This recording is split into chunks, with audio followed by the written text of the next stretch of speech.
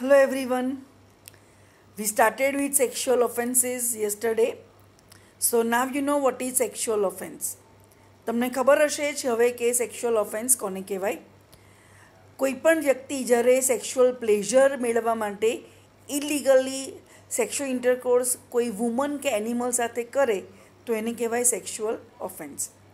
There are different types of sexual offences: natural sexual offense, unnatural sexual offense, sexual paraphilias, and sex link offences. Right? What is natural offense? જ્યારે પણ illegal કોઇટસ normal મેનરમાં કરવામાં આવે sexual pleasure મેળવવા માટે ત્યારે એને કહેવાય natural sexual offence. Normal મેનરમાં એટલે between the man and woman. So whenever the illegal coitus occurs between the man and woman, it becomes natural sexual offense. બરાબર? એટલે નોર્મલ મેનર એટલે બિટવીન મેન એન્ડ વુમન. બરાબર? Unnatural કોને કહેવાય? જ્યારે પણ નોર્મલ મેનરથી સેક્સ્યુઅલ પ્લેઝર મેળવવાનું possible ના હોય અને જ્યારે વ્યક્તિ એબનોર્મલ મેનરથી સેક્સ્યુઅલ પ્લેઝર મેળવે ત્યારે એ બંને unnatural sexual offence. Right? Means whenever it is not possible to obtain sexual pleasure in the normal manner, the person adopts abnormal sexual practices, that is called unnatural sexual offense. Abnormal means કઈ રીતે possible થાય. Suppose the person goes abroad for employment purpose and the person is staying alone. Right? Person is not staying with his wife. At that time, to get sexual pleasure, he will adopt the abnormal sexual practice. Suppose the person is working on the border, duty, soldiers, even boys in the hostels. So when the person is away from the family, especially away from the wife, when not possible to have sexual pleasure in the normal manner, at that time abnormal ways are adopted, and that is termed as unnatural sexual offense. And sexual paraphilias or sex link offenses, they are the kind of sexual perversions. Perversions તમને ખાસ કરીને જે લોકો માનસિક રીતે વિકૃત હોય, mentally ઇલ હોય, એનામાં જોવા નહીં મળે. એ લોકો સેક્સ્યુઅલ પ્લેઝર માટે અમુક મેથડ્સ એડોપ્ટ કરે જેમાં સેક્સ્યુઅલ ઇન્ટરકોર્સ હોય નહીં. So this perversions are without sexual intercourse. They are the abnormal sex practices mainly adopted by the persons who are mentally ill or mentally unsound. માનસિક રીતે જે લોકો વિકૃત છે એ લોકો આ બધી મેથડ એડોપ્ટ કરે અને એમાં સેક્સ્યુઅલ ઇન્ટરકોર્સ હોય નહીં. સો these R sex link offenses and sexual paraphilias. Right? So these were about the different types of or different classification of sexual offenses. તમને એક્ઝામમાં ઘણીવાર પૂછાય છે ફૂલ question, define and classify sexual offenses. This is the part of a full question. Then further you may be asked, describe sodomy in detail or describe the examination of victim of rape on virgin. Like, so other part may be followed, but a part of full question may be define and classify sexual offenses. એટલે આ થયું sexual ઓફેન્સીસનું definition અને એનું classification. Right? ગઈકાલે આપણે રેપથી શરૂઆત કરેલી natural sexual offence. So now you know what is rape. Rape is unlawful sexual intercourse by a man with a woman without her consent, against her will, with her consent, when consent has been obtained by unlawful means, that is by fraud, like by putting her or any other person in whom she is interested into the fear of death, or by impersonation, in which the man knows he is not her husband but the woman believes that person to be her husband, and so she gives the consent for the act. Or by giving stupefying or intoxicating drugs to the victim, to the woman prior to the act. Under the influence of these drugs, the woman cannot understand what is going to happen with her body, what is the consequences of her consent, and so she gives the consent. That woman is not mentally sound, so with the unsound mind she gives the consent. So all these are the methods of getting the consent by cheating, right? Or when the woman is under the age of 18 years, it may be with or without her consent. That is the rape. Again I repeat, it is unlawful sexual intercourse by a man with a woman against her will, without her consent, with her consent when consent has been obtained by unlawful means, that is by fraud, like by putting her or any other person in whom she is interested into the fear of death or of hurt, by impersonation or impersonization, in which the man knows that he is not her husband, but that woman believes that person to be her husband, and so she gives the consent for the act. Or by giving the stupefying or intoxicating drugs before the act.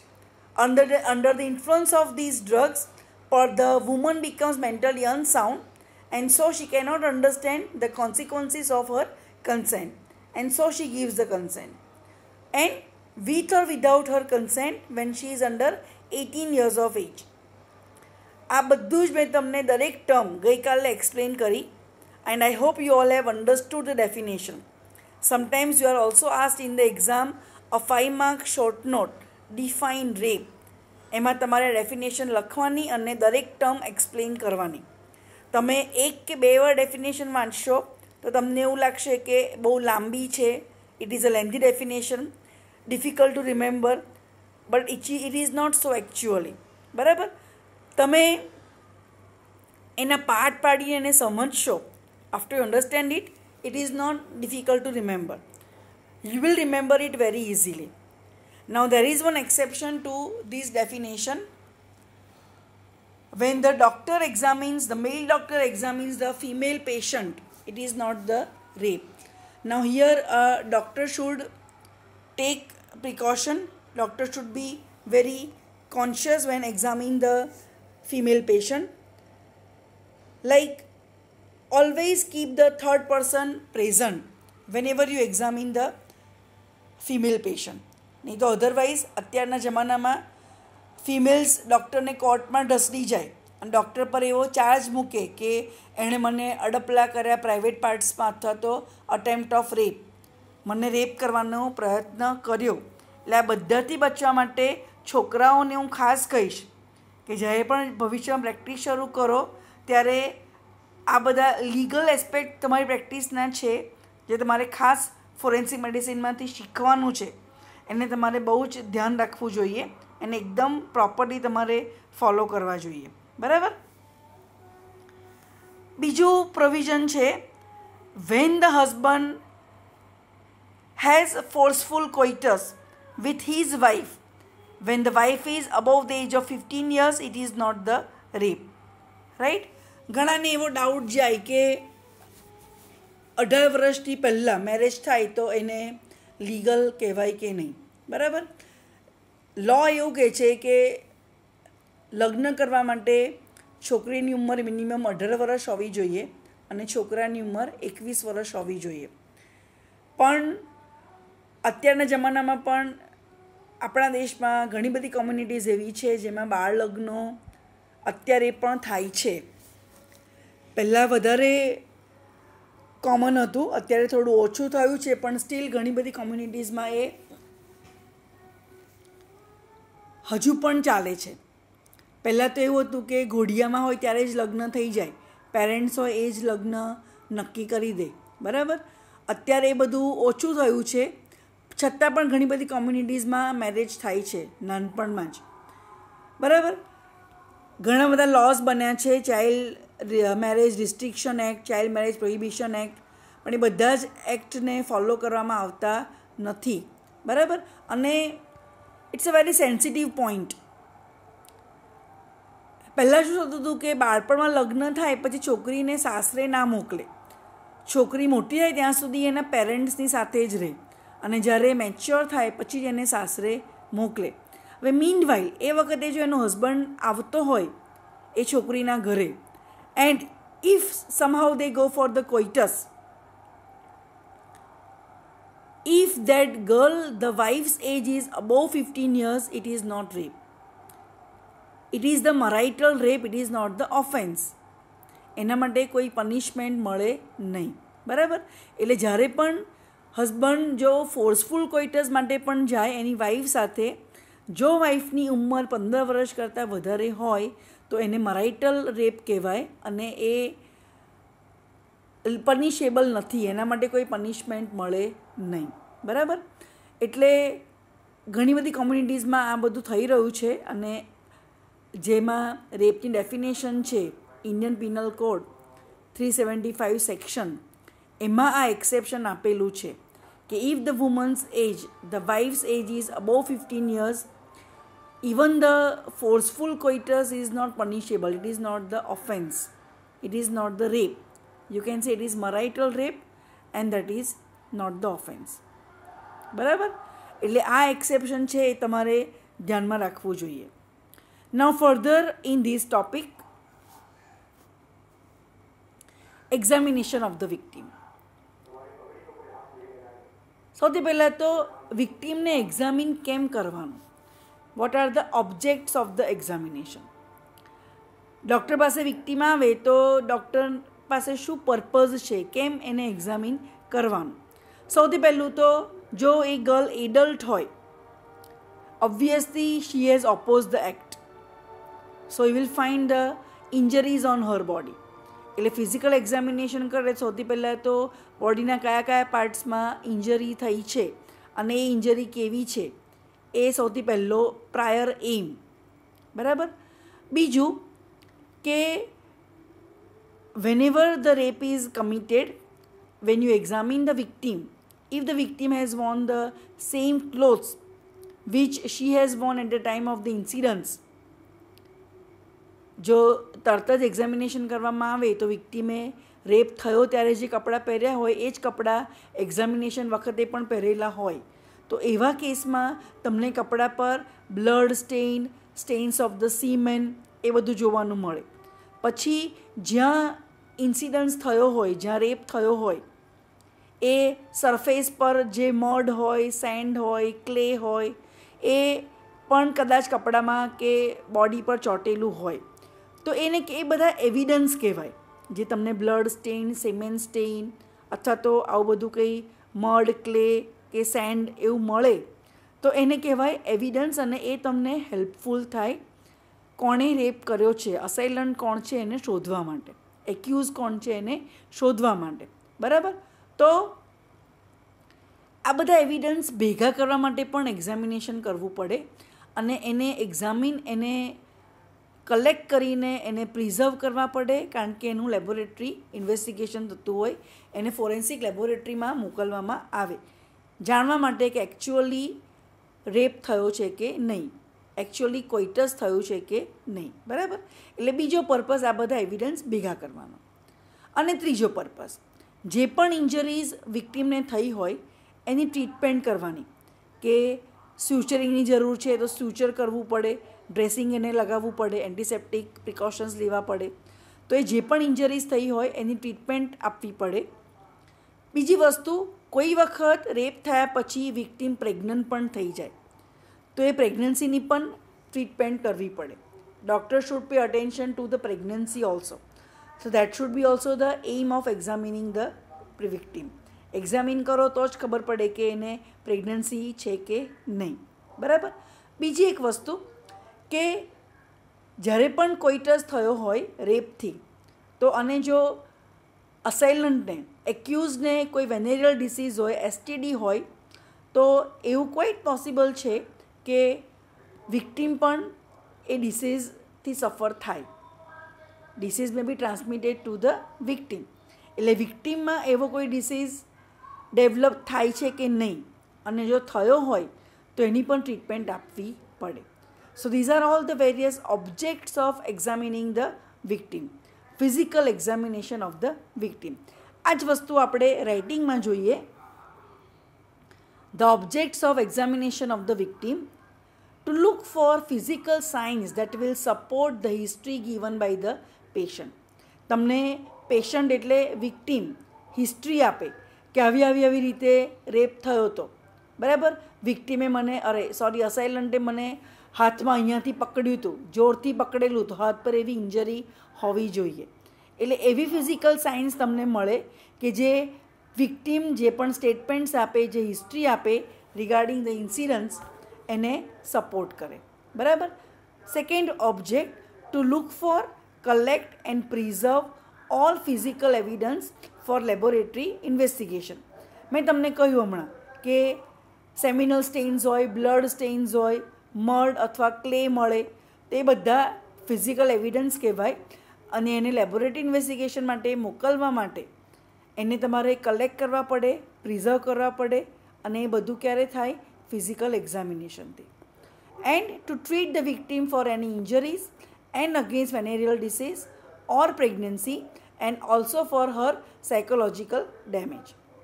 એને જે pregnancy રહી જાય તો એની treatment આપવી પડે, injuries થઈ હોય તો એ પણ ટ્રીટમેન્ટ આપવી પડે, વેનેરિયલ ડિસીઝ થયું હોય તો એની પણ ટ્રીટમેન્ટ જોઈએ, અને બીજું ઇમ્પોર્ટન્ટ પાર્ટ સાયકોલોજીકલ ડેમેજ. રેપથી એને જે આઘાત લાગ્યો હોય, જે ટ્રોમા, મેન્ટલ ટ્રોમા હોય, એને રિલીવ કરવા માટે પણ examination is important, right. So this is the object of examining the victim. Now the general procedure, how the victim is examined, or before the examination proper is started, the doctor has to follow various procedures.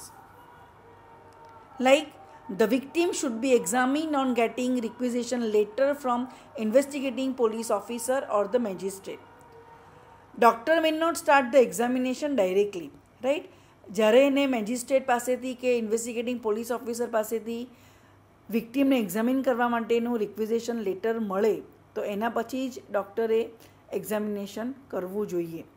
ઘણા કેસીસમાં એવું થાય કે victim directly doctor પાસે જાય અને examination કરવાની request કરે, તો એવા કેસમાં એક્ઝામિન કરીને ડૉક્ટર એને પોલીસને ઇન્ફોર્મ કરીને આગળ બધી લીગલ ફોર્માલિટીઝ જે હોય એ પૂરી કરી શકે.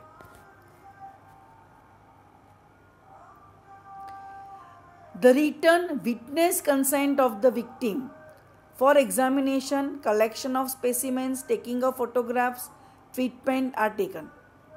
Right? એટલે એક્ઝામિનેશન શરૂ કરતાં પહેલાં વિક્ટીમનો રાઇટિંગમાં કન્સેન્ટ લેવું પડે એક્ઝામિનેશન કરવા માટે. પછી એના બોડીમાંથી જે પણ સ્પેસિમેન્સ મળે એ કલેક્ટ કરવા માટે, જરૂર પડે તો એક્ઝામિનેશનના ફોટોગ્રાફ્સ લેવા માટે એઝ ધ એવિડન્સ, અને જ્યાં પણ જરૂર હોય ત્યાં એને ટ્રીટમેન્ટ આપવા માટે. આ બધું જ કરતાં પહેલાં કોઈ વિટનેસની હાજરીમાં વિક્ટીમની કન્સેન્ટ રાઇટિંગમાં લેવાનું મસ્ટ છે. ઇટ ઇઝ કમ્પલસરી, બરાબર. વેન શી ઇઝ અંડર 12, જો વિક્ટીમની એજ 12 વર્ષ કરતાં ઓછી હોય અથવા તો એ અનસાઉન્ડ માઇન્ડની હોય તો પેરેન્ટ્સના રિટર્ન કન્સેન્ટ લેવા જોઈએ. Return consent of the parent is must. It is compulsory. Further, identification of the victim. Generally, police constable હોય એ વિક્ટીમને ડૉક્ટર પાસે લઈને આવે ફિઝિકલ એક્ઝામિનેશન માટે, તો એ પોલીસ કોન્સ્ટેબલે વિક્ટીમને આઈડેન્ટિફાય કરવું પડે કે આ જ લેડીને એ એક્ઝામિનેશન માટે લઈને આવ્યો છે, બરાબર. એટલે આઈડેન્ટિફિકેશન ઇઝ ઇમ્પોર્ટન્ટ. ડૉક્ટરે આઈડેન્ટિફિકેશન માર્ક્સ નોટ કરવા જોઈએ. એટલે identification should be done by police constable also, and doctor should also note identification marks. Then personal details of the victim should be noted. Personal details એટલે એનું નામ, address, પેરેન્ટ્સનું નામ, એનું ઓક્યુપેશન, એની age. These are all the personal details of the victim. એટલે એ બધાની નોંધ રાખવી પડે, એ બધું નોટ ડાઉન કરવાનું. Then important part is time, date and place of examination noted. તમે કયા ટાઈમ પર એક્ઝામિનેશન શરૂ કરો છો, કઈ તારીખ પર એક્ઝામિનેશન કરો છો અને કયા પ્લેસ પર એક્ઝામિનેશન કરો છો, એ રેકોર્ડ પર્પઝથી પણ તમારે નોંધણી એની કરવી જોઈએ, બરાબર. Name of requisition issuing authority. જેણે પણ વિક્ટીમને એક્ઝામિનેશન માટે મોકલ્યા હોય, જેણે રિક્વિઝિશન લેટર ઇસ્યુ કર્યો હોય, એ ઓથોરિટીનું નામ પણ લખવું જોઈએ. All these are important because doctor May present the whole case in the court of law. Doctor may be asked as the witness to come in the court of law. So these details are very, very important. Examination should be done always in the presence of the third person, especially when the doctor is a male. મેં તમને હમણાં જ કહ્યું એમ કે ક્યારેય પણ female પેશન્ટને એકલા એક્ઝામિન કરાય નહીં. એક્ઝામિન કરો ત્યારે હંમેશા કોઈ ત્રીજી વ્યક્તિને સાથે રાખવાની, બરાબર. And that third person should be neutral, should be free from the bias, right. Examination done without delay. Victim આવે પછી બિનજરૂરી ડિલે કરવું જોઈએ નહીં એક્ઝામિનેશન શરૂ કરવામાં, કારણ કે ઘણી બધી માઇનોર ઇન્જરીઝ હોય, એ ડિલે કરો તો એ ટાઈમમાં જ હીલ થઈ જાય. એટલે ઇન્જરીઝ ડેવલપ થઈ હોય તમને એના કોઈ એવિડન્સ મળે નહીં when you examine the body or when you examine the victim physically. એટલા માટે જેટલું બને એટલું વહેલું વિધાઉટ ડિલે એક્ઝામિનેશન શરૂ કરવું જોઈએ. Statement of the victim regarding the incidents is recorded. તમે કદાચ આ બધું જ મૂવીઝમાં જોયું હશે. જો તમને દામિની મૂવી યાદ હોય, મીનાક્ષી શેજાદ્રીનું, કોર્ટમાં જાય તો એની પાસેથી સ્ટેટમેન્ટ્સ પણ રેકોર્ડ કરે અને કોર્ટ પહેલાં ડૉક્ટરે પણ સ્ટેટમેન્ટ વિક્ટીમ પાસેથી રેકોર્ડ કરવું જોઈએ અથવા તો લેવું જોઈએ. શું પૂછવાનું હોય એ સ્ટેટમેન્ટમાં, અથવા તો વિક્ટીમ કેવું સ્ટેટમેન્ટ આપે, ઇન્સિડન્સ ક્યાં થયો, રેપ ક્યાં થયો, કેવી રીતે થયો, બરાબર. કેવી રીતે થયો એટલે બંને વિક્ટીમ અને અસાઇલન્ટની પોઝિશન કેવી હતી, કેટલા વાગે ઇન્સિડન્સ થયો, કેવી રીતે અસાઇલન્ટે અટેક કર્યો, આ બધું જ સ્ટેટમેન્ટ વિક્ટીમ ડૉક્ટરને આપે, બરાબર. પછી ઇન્સિડન્સ બન્યા પછી ક્યારે તમે પોલીસને રિપોર્ટ કર્યો. ઘણીવાર એવું બને કે રેપ થયા પછી તરત જ વિક્ટીમ પોલીસ પાસે જાય. ઘણીવાર એવું બને કે વિક્ટીમ તરત જ પોલીસ પાસે ના જાય પણ અમુક દિવસો પછી જાય, કારણ કે રેપ થયો હોય એટલે પહેલાં તો એને જાહેર કરવું કે નહીં એ જ મોટો પ્રશ્ન આવે. પોલીસને ઇન્ફોર્મ કરો એટલે એ જગ જાહેર થઈ જાય. It's a matter of the prestige of the family, બરાબર. એટલે આવા બધા ઇશ્યુઝને લઈને ઘણી બધી વખત એવું થાય. અત્યારે પણ એવું છે કે ઘણા બધા રેપના કેસીસ રિપોર્ટ થતા જ નથી. એટલે રિપોર્ટ થયો હોય તો ક્યારે રિપોર્ટિંગ થયું, સપોઝ ડિલે થયું તો કેમ ડિલે થયું, the reason of delay, that should B given to the doctor. Doctor should ask about it. અને આ બધું જ ડૉક્ટરે રેકોર્ડ કરવાનું હોય, નોટ ડાઉન કરવાનું હોય, બરાબર. એટલે ઇન્સિડન્સ રિલેટેડ વિક્ટીમ જે પણ સ્ટેટમેન્ટ્સ આપે એ બધું જ ડૉક્ટરે રેકોર્ડ કરવાનું હોય. પછી એવું પણ ડૉક્ટર પૂછી શકે કે રેપ થયા પછી કોઈ વજાઇનલ ડિસ્ચાર્જ થયો કે નહીં, બ્લીડિંગ થયું કે નહીં. The bleeding is possible when the rape is done on virgin, because virgin, when sex is done, sexual intercourse is done with the first coitus, there may be rupture of the hymen which causes bleeding per vagina. That you have studied in virginity. When the rape is done on the sexually active woman, there may not be bleeding per vagina. એટલે doctor એવું પણ પૂછી શકે કે rape થયા પછી કોઈ vaginal discharge થયો કે નહીં, અને જો થયો હોય તેનું નેચર કેવું હતું. તો આ બધા જ સ્ટેટમેન્ટ્સ વિક્ટીમ પાસેથી લઈને ડૉક્ટર એને રેકોર્ડ કરવાના હોય. If the victim is in menses, her second examination should be done after her menses stops.